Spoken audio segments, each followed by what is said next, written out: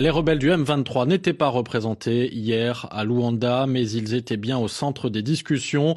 L'Angola a réuni le président de la République démocratique du Congo, le ministre des Affaires étrangères du Rwanda, Kigali étant accusé de soutenir le mouvement rebelle, ainsi que des dignitaires de l'EAC, la communauté d'Afrique de l'Est, pour évoquer donc le M23 qui occupe une partie de la province congolaise du Nord Kivu, dans l'est de la RDC.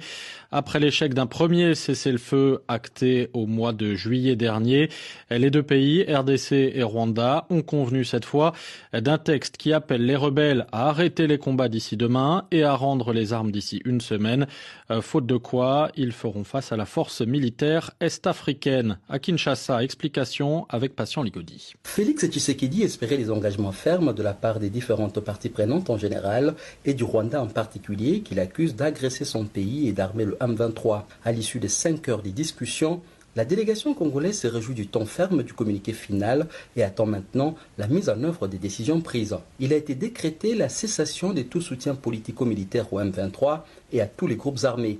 Le M23 est lui sommé de cesser les hostilités à dater de vendredi prochain, de se retirer des zones occupées et de se replier dans ses positions initiales.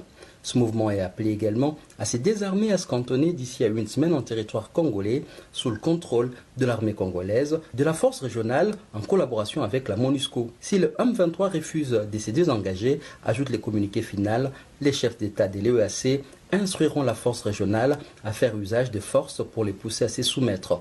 Selon le programme convenu, les contingents kenyans de la force régionale se déploieront à Goma d'abord, ensuite à Bunagana, Rutshuru et Kiwanja, actuellement occupés par le M23. Patient Ligodi, Kinshasa et RFI.